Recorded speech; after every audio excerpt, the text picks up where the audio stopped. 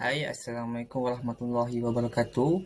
Baiklah, hari ini saya akan membentangkan ataupun kami akan membentangkan perkongsian pengalaman sukarelawanan di Negeri Timur Tengah, di mana kami telah mengadakan webinar yang berkaitan dengan sukarelawanan dan juga pengalaman di negara Mesir. Oleh itu, tanpa buang masa, saya teruskan kepada slide yang seterusnya. Okey, baiklah. Seperti mana yang kawan-kawan ataupun doktor lihat, ini merupakan senarai ahli kumpulan 10 yang dibarisi ataupun dianggotai oleh 10 orang pelajar Universiti UPSI. Okey, yang pertama ialah Liana Syasha binti Osman, saudari Intan Nur Syazin binti Masaad, saudara Nur Aizi Uzairi Izwan bin Abdullah, saudari Nur Najwa binti Muhammad Ali, Nur Anis Nabiha binti Nur Hisham, Nur Amni Amalina binti Syahari, Muhammad Hafizul Amin bin Muhammad Zulkifli, Siti Nur Aisyah binti Elias, Raja Nurul Akilah binti Raja Azmi Shah dan saudara Muhammad Afiduddin bin Ahmad Zawawi, iaitu saya sendirilah.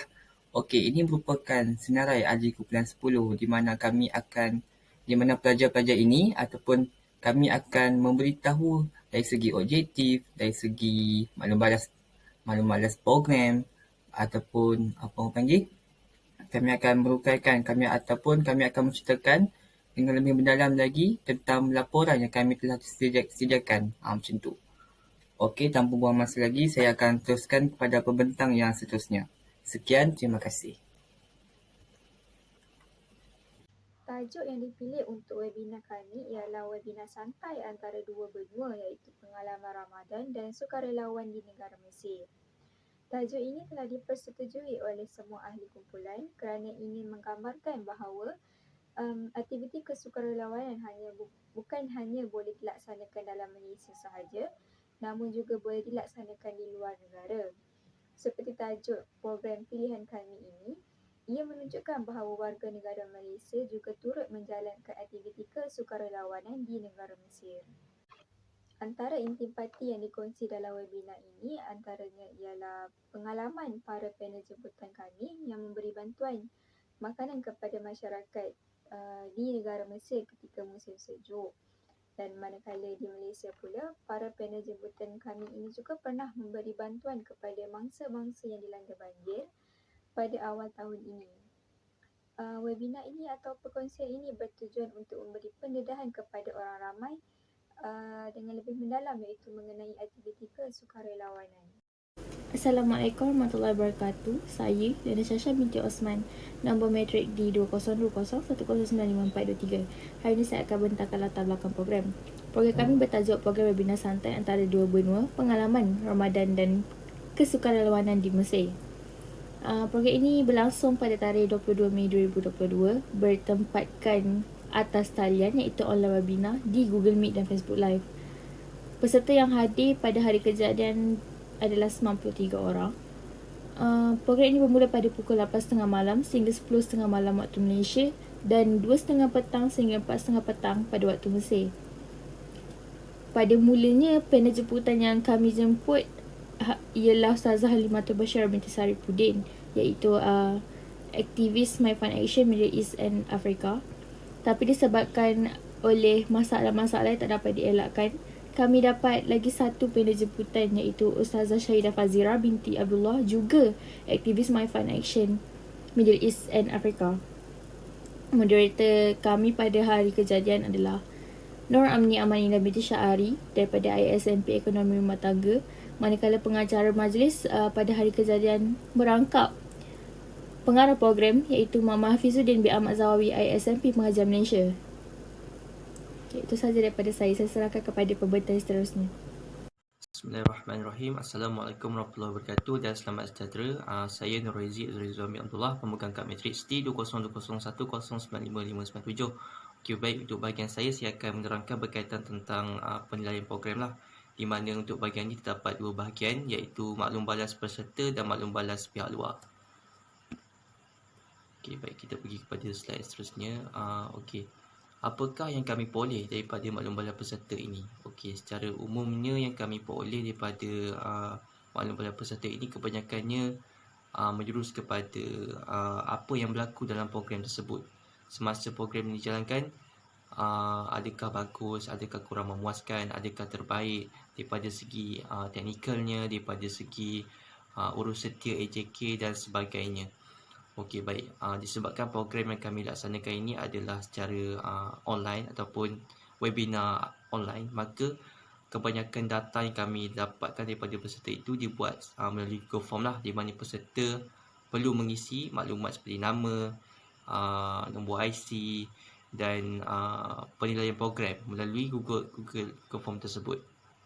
Dan skala yang kami guna ataupun indikator yang kami guna untuk menilai program ini adalah terdiri daripada sangat memuaskan, biasa dan kurang memuaskan. Dan data yang kami peroleh ini juga memang sangat menarik lah, di mana kami juga dapat maklum balas daripada peserta luar. Peserta luar tersebut adalah daripada Universitas Pelita Bangsa Indonesia. Dan melalui link kehadiran yang kami hantar pada akhir program, ini adalah beberapa maklum balas yang mereka beri kepada kami, iaitu yang pertama, programnya sangat bagus, semoga selalu ada webinar yang keren-keren seperti ini. Ini daripada Indonesia. Anda semua boleh lihat kosakata keren-keren tu. Dan untuk maklum balas kedua adalah good program and strongly encourage. Encourage, menggalakkan. Maksudnya kat sini program yang kami laksanakan ni berjaya menarik minat peserta, bukan sahaja daripada Malaysia, malah daripada Indonesia. Di mana saya dapati semasa program dijalankan, terdapat peserta daripada Indonesia. Mereka ingin terlibat dengan NGO, badan My Fund Action di Malaysia. Mereka ingin terlibat sekali dalam program kesukarelawan. Dan untuk maklum balas yang ketiga, ini adalah masalah yang kami hadapi, memang tak boleh dielakkan. Antaranya ialah masalah di FP Live, iaitu yang semasa FP berlangsung, video dia seperti beku, tak bergerak, dan ini akan menjejaskan penyampaian ilmu lah kepada peserta, ilmu dan pengalaman penceramah yang akan disampaikan kepada peserta.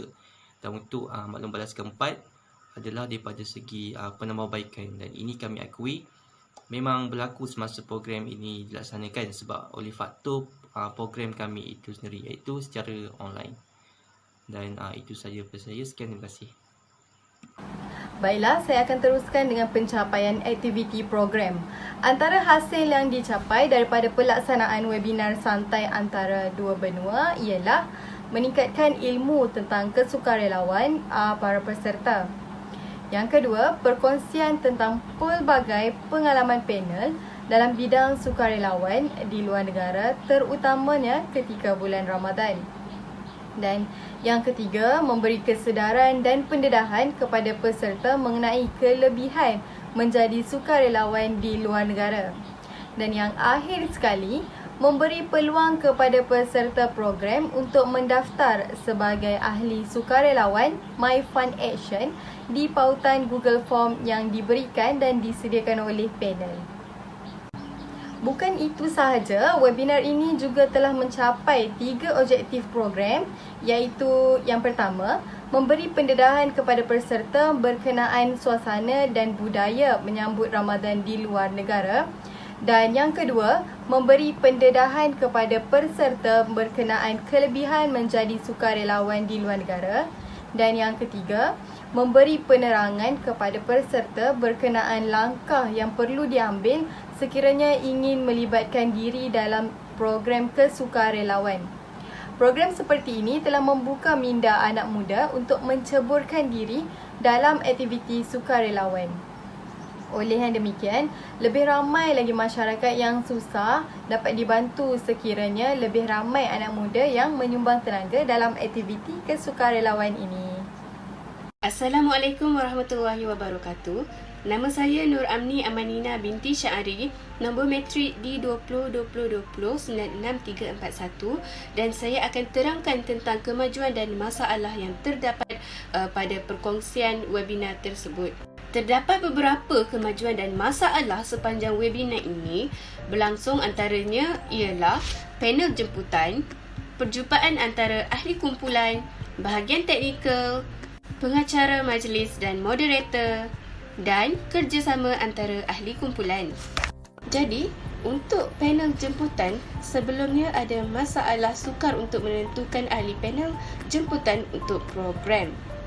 Semasa mengambil masalah yang lama untuk mendapatkan maklumat dari panel kerana mempunyai beza selama 6 jam antara Malaysia dan Mesir, kerana panel jemputan yang telah kami pilih itu tinggal di Mesir.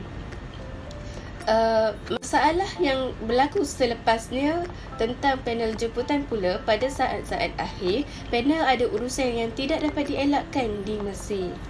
Masalah perjumpaan antara ahli kumpulan. Masalah yang berlaku sebelumnya adalah ketidaktentuan masa antara kalangan ahli kumpulan kerana terdapat di antara kami mempunyai jadual yang berbeza. Masalah semasa perjumpaan antara ahli kumpulan pula tiada dan berjalan dengan lancar, manakala selepasnya juga tiada dan berjalan dengan lancar. Antara masalah yang berlaku ketika bahagian teknikal pula, masalah yang berlaku pada sebelumnya adalah bahagian teknikal seperti siaran langsung di Facebook tidak berjalan dengan lancar ketika raptai berlangsung. Manakala masalah semasa bahagian teknikal pula tiada dan berjalan dengan lancar. Manakala masalah yang berlaku selepas di bahagian teknikal seperti siaran langsung di Facebook tidak berjalan dengan lancar kerana masalah talian yang agak perlahan dan kerana ramai pengguna menggunakan Facebook menjadikan siaran langsung berat. Masalah dan kemajuan pengacara majlis dan moderator. Masalahnya adalah masalah sebelumnya adalah tiada dan berjalan dengan lancar. Semasa tiada dan berjalan dengan lancar, namun begitu selepas slot panel berubah pada saat akhir menyebabkan teks pengacara majlis dan moderator berubah. Kemajuan dan masalah kerjasama antara ahli kumpulan. Sebelum, semasa dan juga selepas tiada dan berjalan dengan lancar. Nama diberi Nur Anis Nabiah binti Nur Disham, nombor metrik D202020193338. Seterusnya ialah kemajuan untuk panel jemputan. Sebelum, ahli jawatan kuasa terus memberikan cadangan tentang panel jemputan yang mempunyai pengalaman kesukarelawan di dalam negara ataupun di luar negara.